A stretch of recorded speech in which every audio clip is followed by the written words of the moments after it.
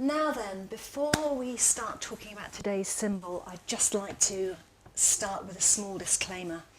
That is that none of these short YouTube films are meant to be anything like a massively detailed analysis of any of the symbols. What I'm really trying to do is just give you a taster of what they're about and to promote a little bit of argument or discussion. That said, today's symbol is possibly one of the more contentious in this series. It's a very, very ancient symbol and a very, very important symbol. Once upon a time, possibly in Neolithic days, a man or a woman scratched a symbol onto a rock. It was a simple shape, just a simple 20-sided polygon, but its resonance is such, and its representation of the turning sun was so powerful that it's reached every single corner of the globe. It's been found in Iran, in Russia, in Azerbaijan.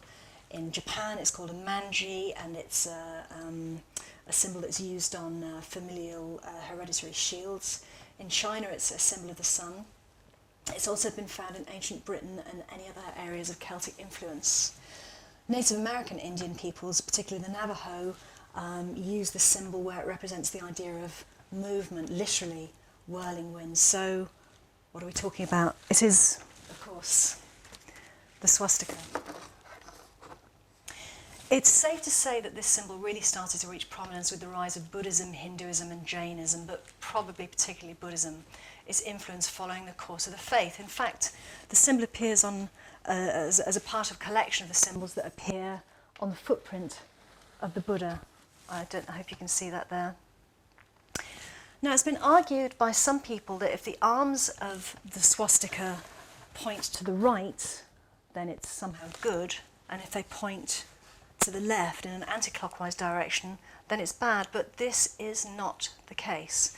Buddhists say that the clockwise symbol represents evaluation, whereas the anti-clockwise symbol represents the idea of the winter sun.